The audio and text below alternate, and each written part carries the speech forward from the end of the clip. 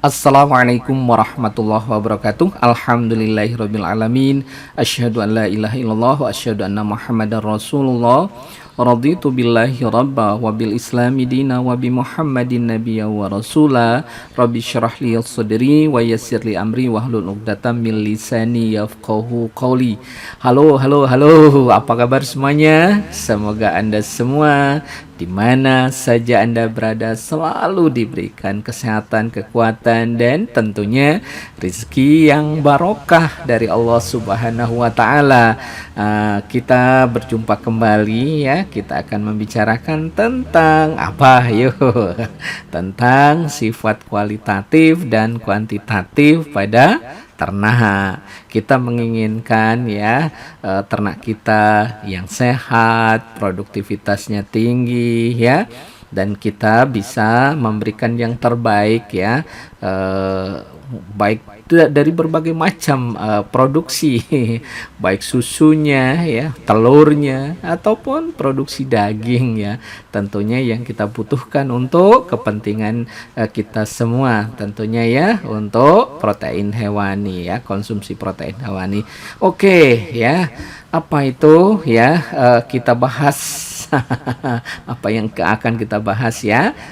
Kita menginginkan tadi ternak yang baik, ternak yang bagus, produktivitasnya tinggi. Nah, di dalam pemuliaan ternak ya, ternak itu harus dimuliakan, disilang-silangkan, dilakukan percobaan, observasi terus ya.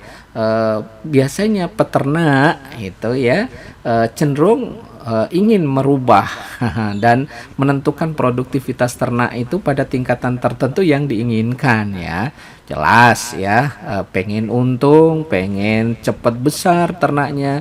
Misalnya contohnya ayam, melihara ayam, tentunya dia pengen produksi telurnya yang banyak, yang tinggi. Kemudian kalau ayam pedaging ya dengan cepat dia memproduksi daging ataupun ternak yang lain ya, sapi dan lain-lain. Nah, untuk melakukan hal ini diperlukan informasi atau data mengenai sifat yang akan diturunkan dari induknya tersebut ya. Sering disebut dengan sifat genetik, misalnya bobot badan, kemudian produksi telur, warna bulunya seperti apa dan sebagainya ya. Banyak sekali sifat-sifat yang muncul ya, baik semua ternak ya, hampir semua ternak ya, entah kambing, domba, sapi, kerbau ataupun ya semuanya ternak yang sudah di hewan atau yang sudah didomestikasi dan memang sudah familiar yang ada di lapangan. Nah, oke. Beberapa sifat atau perbedaan sifat genetika tersebut sangat mudah dan dapat dilihat, bisa dibedakan dan dikelompokkan. Misalnya, ternak yang mempunyai tanduk dengan sifat yang ada juga yang tidak bertanduk. Kemudian ada warna kulitnya, kulit tubuhnya merah ataupun ada yang hitam dan sebagainya. Mungkin Anda semua sudah tahu kalau sapi perah yang ada di Indonesia itu rata-rata secara umum itu warnanya warnanya apa? Belang, hitam putih ya. Karena memang itu adalah sapi perah Friesian Holstein ya, dari Belanda.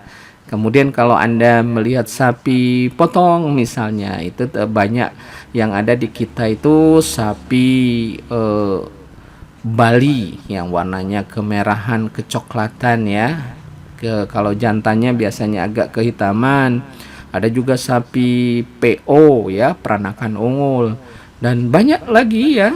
Kemudian kambing misalnya, kambing etawa atau kambing kacang dan lain-lain dengan pola yang berbeda-beda ya. Ada yang sapi itu bertanduk, ada yang tidak bertanduk. Nah, sifat seperti ini dikenal dengan sifat kualitatif dan dikontrol oleh sejumlah gen ya di dalam ternak tersebut. Nah, sedangkan kebanyakan sifat produktif yang menjadi pengamatan peternak kadang-kadang ya, bukan kadang-kadang, dikontrol oleh pasangan gen yang termodifikasi oleh lingkungan yang dihadapi ya, oleh ternak yang bersangkutan. Jadi alam ini menseleksi nanti arahnya kemana, ataupun manusia yang menseleksi sedemikian rupa sehingga kita dapatkan sesuai dengan kapasitas atau keinginan kita, yaitu biasanya diarahkan ke produktivitas yang tinggi, karena kebutuhan kita itu semakin hari semakin banyak karena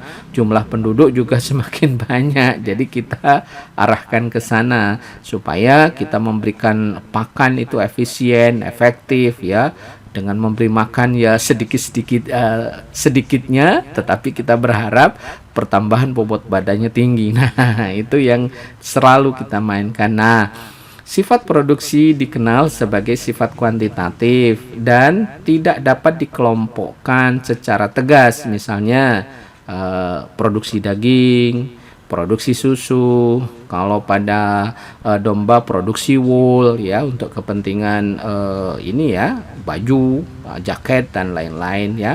Susu ya juga ya untuk kepentingan semuanya, untuk kepentingan manusia, daging juga. Nah, ini semua pada saat ini ya kita kelola dengan baik, dan kita harus mampu membuat atau memuliakan ternak kita sesuai dengan produktivitasnya yang kita inginkan ya, bukan menganiaya tapi memuliakan. Oke. Sekarang kita akan bahas tentang sifat kuantitatif dan sifat kualitatif. Nah, dalam ekspresi gen ini berekspresi ya, dapat dikelompokkan menjadi dua kategori, yaitu sifat kualitatif dan yang kedua itu sifat kuantitatif. Nah, pengelompokan sifat kualitatif lebih mudah dilakukan karena sebarannya diskrit dan dapat dilihat secara tanpa ya, bukan kasat mata, bisa kita lihat, bisa kita amati. Oleh karena itu dalam pengujian sifat kualitatif dapat atau menggunakan metode atau chi-square test ya. Nah, berbeda dengan sifat kuantitatif yang memiliki ukuran tersendiri, biasanya sulit untuk dikelompokkan, dan untuk menganalisisnya digunakan analisis varian ya, dan modifikasinya, yaitu seperti asumsi ya, P sama dengan G plus E, di mana P itu adalah fenotip ya, G itu adalah genotip, dan E itu adalah lingkungan. Jadi sifat kuantitatif adalah sifat yang dapat diukur dia ya, diukur dia produksinya. Misalnya produksi susu berapa liter misalnya, kemudian bobot badan berapa sih, pertambahan bobot badannya ya, bisa harian, bisa mingguan dan seterusnya. Dan produksi telur. Kita tahu kalau Anda atau kita punya ayam itu berapa sih jumlah produksi telurnya ya, apakah setiap hari bertelur atau kelang hari atau seperti apa. Nah, ini semua bisa kita ukur ya. Nah ya, jadi semuanya sifat ini dipengaruhi oleh banyak gen dan sangat dipengaruhi oleh lingkungan. Jadi tidak hanya dipengaruhi oleh gen saja, gennya sudah banyak yang mempengaruhi, juga dipengaruhi oleh lingkungan seperti ya, pakan ya, dan tata laksana atau manajemennya. Nah, jadi kita ini ya, kalau misalnya menginginkan ternak itu menghasilkan produksi yang tinggi sesuai dengan potensi genetiknya, harus didukung dengan pakan yang baik. Jangan sampai ternak kita yang kita pelihara kekurangan makan ya. Jangan berharap produksi telurnya tinggi, walaupun itu kita katakan atau kita memelihara ayam petelur atau ayam layer ya, yang memang secara genetik itu bagus, tetapi makanannya tidak dijamin atau tidak terjamin, ya produksi telurnya pasti menurun. Inilah faktor lingkungan yang harus kita rekayasa sedemikian rupa. Kalau memang potensi genetiknya bagus ya, harus didukung dengan pakan yang bagus ya.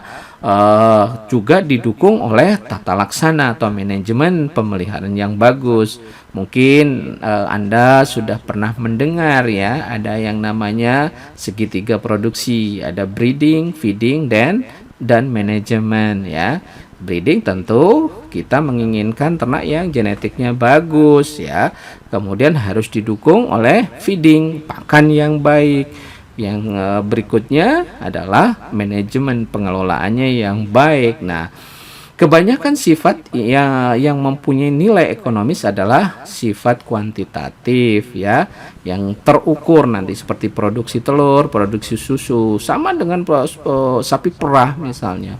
Dia membutuhkan pakan sesuai dengan produksi susunya.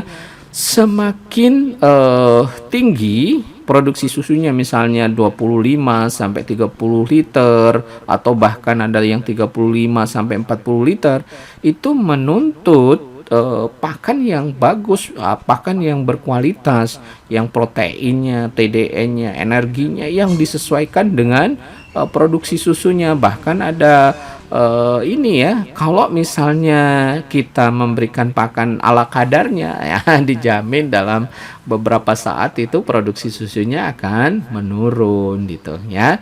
Jadi itu yang harus kita pelihara. Nah, sifat kualitatif adalah sifat yang tidak dapat diukur ya, tapi bisa dikelompokkan. Misalnya warna bulu ya, entah warna bulu sapi Bali misalnya, itu mencirikan sedemikian rupa ya. Sapi Ongol biasanya agak putih ya. Nah, bentuk tanduk ya, itu juga bisa kita lihat, bisa kita amati. Nah, sifat ini sedikit atau tidak dipengaruhi oleh lingkungan dan biasanya dikontrol oleh satu atau dua pasang gen saja ya, tidak banyak yang mengontrol. Beda dengan sifat kuantitatif tadi. Nah, sekarang variasi ya, variasinya bagaimana? Variasi kualitatif dan kuantitatif. Ya, kita coba bahas ya.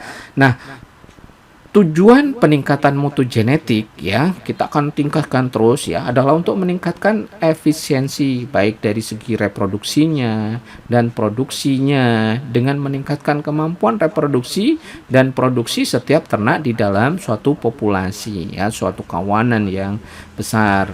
Nah, menaikkan nilai tengah populasi biasanya dinyatakan sebagai produksi per individu, misalnya ya 15 liter susu per ekor, 19 kg wool per ekor misalnya, 200 butir telur per ekor dan seterusnya. Itu awalnya. Nah, menaikkan produk per individu tidak selalu sama dengan menaikkan keuntungan ekonomis ya.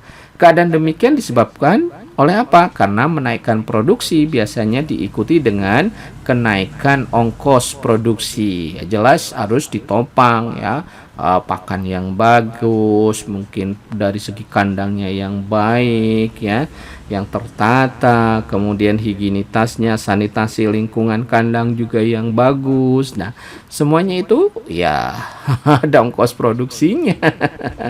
Oke, dan itu wajar ya, nanti kita kembali dengan keuntungan yang mungkin berlipat-lipat insya Allah kalau kita memberikan yang terbaik ya. Nah, diperoleh banyak bukti bahwa individu yang lebih produktif biasanya lebih efisien dan dalam menggunakan pakan ya. Jadi ternak-ternak ya, coba bayangkan ya, ini ya salah satu contoh ya, ayam broiler. Ayam broiler itu kan sudah final stock ya. Nah, kalau misalnya kita bandingkan dengan ayam kampung kita, jadi ayam broiler itu sudah sedemikian rupa ya, dilakukan pemuliaan sampai posisi genetiknya yang bagus. Nah, dia dalam waktu yang singkat bisa mendapatkan bobot badan yang luar biasa. Misalnya 30 hari itu bisa 1 kilo. 1 kilo bobotnya. Tetapi coba bayangkan kalau ayam kampung kita untuk mencapai bobot 1 kilo ya, itu mungkin harus butuh waktu berapa 6 bulanan dan itu belum tentu 1 kilo.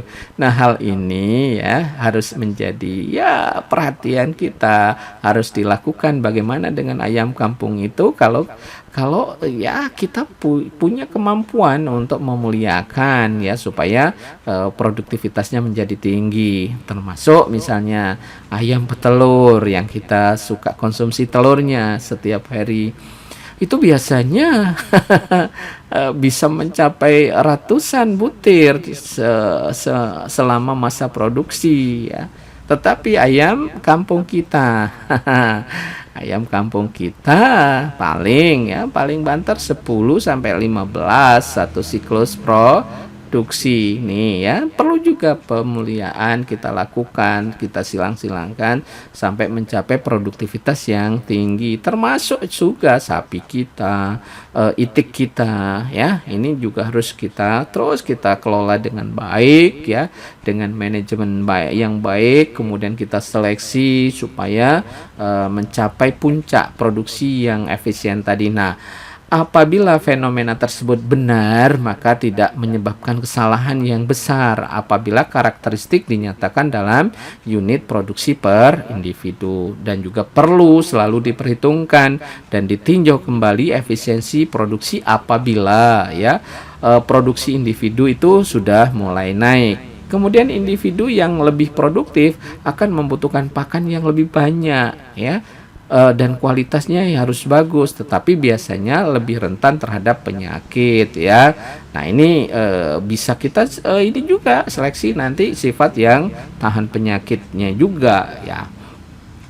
Nah, asumsi yang digunakan dalam membahas karakteristik adalah bahwa suatu karakteristik ditentukan paling tidak oleh kombinasi gen atau yang sering disebut dengan potensi genetik suatu individu ternak ya. Berdasar asumsi tersebut, maka perbedaan antara individu atau kemampuan produksinya menghasilkan suatu produk. Nah, sebagian ditentukan oleh perbedaan kombinasi gen atau potensi gen yang dimiliki oleh individu tersebut ya. Itu beberapa hal yang kita coba pelajari, kita coba pahami nanti supaya kita bisa menyilang atau memuliakan ternak kita itu sehingga produktivitasnya seperti yang kita inginkan ya. Ada beberapa perbedaan genetik misalnya tampak jelas pada individu dan dapat diklasifikasikan dalam kelas diskrit, misalnya warna kulit pada sapi, kemudian laju pertumbuhan bulu pada ayam, dan seterusnya, banyak sekali ya, termasuk tanduk ya. Nah, karakteristik yang masuk dalam kelas diskrit disebut karakteristik discontinuous ya, atau kualitatif. Tidak semua karakteristik kualitatif jelas dapat dilihat, misalnya golongan darah ya. Golongan darah manusia kan nggak bisa dilihat, tapi bisa dites golongan darahnya apa. Memerlukan bantuan teknik tertentu untuk dapat membedakan golongan darah tersebut ya. Ada golongan darah O, A, dan seterusnya ya. Kemudian karakteristik kualitatif kalau digunakan untuk mengelompokkan individu akan diperoleh kelas diskrit. Misalnya pada sapi shorthorn ya, ada RR merah, RR besar maksudnya, ada RR kecil itu ruan merah campur putih, dan RR kecil itu biasanya putih. Nah, atau tidak ada pigmen ya, tidak pada pigmentasi pada kulitnya ya, atau bulunya. Nah, untuk karakteristik tertentu meskipun fenotipenya diketahui, pengetahuan tersebut tidak dapat digunakan untuk spesifikasi suatu individu secara sempurna. Oke ya. Banyak sekali kita lihat dan indah sekali ya kalau kita amati ya, seperti digambarkan.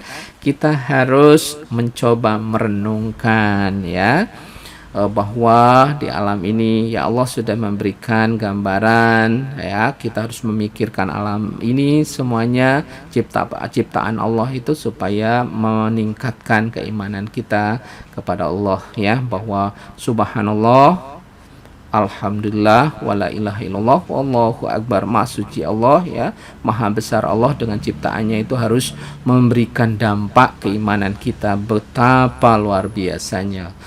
Ya, berbeda dengan karakteristik kualitatif ya, karakteristik yang ekonomis atau kuantitatif umumnya karakteristik yang tidak dapat dipakai untuk mengelompokkan individu menjadi kelas diskrit ya, tetapi dapat dalam kelas kontinuous ya. Misalnya produksi susu tadi pada laktasi pertama misalnya kisarannya dari 800 liter sampai 4000 liter misalnya per masa laktasi ya. Nah, berarti pada laktasi pertama tersebut ada kisaran atau ada variasi, ada perbedaan, ada selisih di situ yang kontinu. Nah, perbedaan karakteristik kualitatif dan kuantitatif dapat dijelaskan sebagai berikut ya. Yang pertama ya, proses fisiologik baik yang bersifat hormonal ya maupun enzimatik banyak terlihat dalam pemunculan karakteristik kuantitatif ya. Jadi proses fisiologi suatu ternak atau hewan itu bersifat hormonal, hormon yang ada di dalam tubuhnya ya, dan maupun ada enzim ya yang banyak terlibat dan terlihat dalam pemunculan karakteristik kuantitatif ya. Misalnya produksi susu itu dipengaruhi oleh hormon oksitosin, kemudian di rumen itu bakteri mengeluarkan enzim dan seterusnya itu yang bersinergi nanti maka keluarlah produksi susu termasuk telur dan lain-lain. Kemudian ekspresi yang kedua ini ya, ekspresi karakteristik kuantitatif tidak hanya tergantung pada kombinasi gen, tetapi juga ada faktor lingkungan. Dua individu monozigot identical twin ya memiliki kombinasi gen yang sama, tetapi bisa di dalam proses berjalannya waktu ya itu bisa produktivitasnya berbeda. Ya walaupun itu monozigot benar-benar kembar siam ya. Kalau orang ngomong kembar siam ya, baik terjadi pada manusia, pada ternak ya, itu kalau nanti perlakuan atau perbedaan lingkungan itu nanti munculnya produktivitasnya bisa berbeda ya. Ini yang harus benar-benar kita pahami bersama. Nah, yang ketiga, apabila kedua individu tersebut dipelihara di bawah faktor lingkungan yang berbeda, akan memunculkan karakteristik kualitatif yang berbeda. Iya kan? Kalau makannya dibedakan, tempatnya dibedakan, kondisinya itu akan memunculkan sifat atau karakteristik yang berbeda pula. Oke, itu bisa dipahami ya. Nah, perbedaan sifat kualitatif dan kuantitatif. Nah, perbedaan sifat kualitatif dan kuantitatif terletak pada apa? Pada aspek kajian mengenai sifat yang diatur oleh gen, yakni sifat yang tidak dipengaruhi oleh lingkungan atau kualitatif dan sifat yang dipengaruhi oleh lingkungan atau kuantitatif. Adapun ya perbedaan tersebut adalah sebagai berikut. Yang pertama itu sifat kualitatif dulu ya. Misalnya sifat yang dapat diklasifikasi dalam beberapa kelompok dan pengelompokan itu berbeda jelas satu sama lainnya. B diatur oleh satu atau beberapa pasang gen saja. Yang C berikutnya adalah tampak dari luar dan tidak dapat diukur. Kemudian dikontrol sepenuhnya oleh gen. Kemudian cacat genetik lebih bersifat kualitatif ya. Kalau ada yang tidak normal itu lebih banyak bersifat kualitatif ya. Kemudian tidak mempunyai nilai ekonomis biasanya ya. Kemudian yang berikutnya adalah seleksi bibit hanya sedikit bersifat kualitatif. Contoh yang sering kita sebut sifat kualitatif itu adalah warna bulu atau warna rambut ya. Tapi tidak seperti sekarang rambutnya dicat merah, kuning, hijau. Tidak demikian ya, memang yang original ya.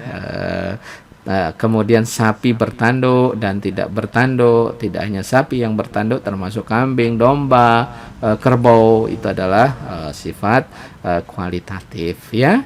Nah, sekarang sifat kuantitatifnya. Sifat kuantitatif ini tidak dapat dikelompokkan dengan jelas, kemudian diatur oleh banyak pasang gen ya, banyak yang mempengaruhi, kemudian dapat diukur dan kontinu sifatnya, kemudian lebih banyak dipengaruhi oleh faktor lingkungan ya tadi, misalnya pakannya seperti apa ya. Nah, kemudian cacat genetik bukan sifat kuantitatif ya. Kemudian mempunyai nilai ekonomis tinggi ya tadi, produksi telur, produksi daging, pertambahan bobot badannya, produksi susu itu kan mempunyai nilai kalau kita jual ya. Kemudian seleksi bibit banyak ditujukan kepada apa? Sifat-sifat kuantitatif ini. Ya jelas dong. Kalau kita pelihara ayam, misalnya ayam petelur, pengennya ya telurnya yang banyak. Kita pelihara sapi perah, produksi susunya yang tinggi, yang banyak pula, dan seterusnya.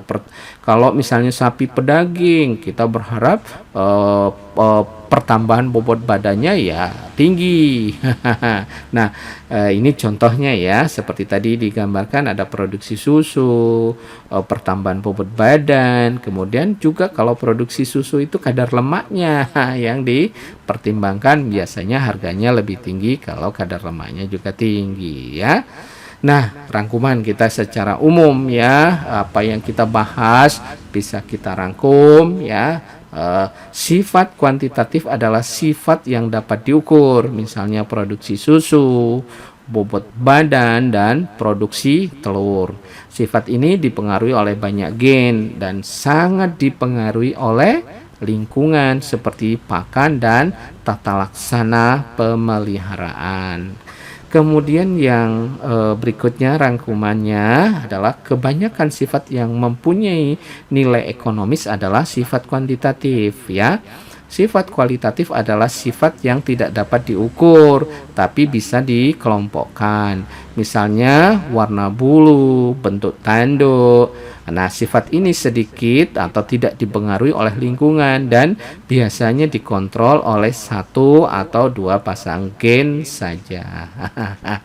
Oke, untuk sementara itu yang bisa kita sampaikan, kita sharekan dengan Anda ya, tersenyum dong ya.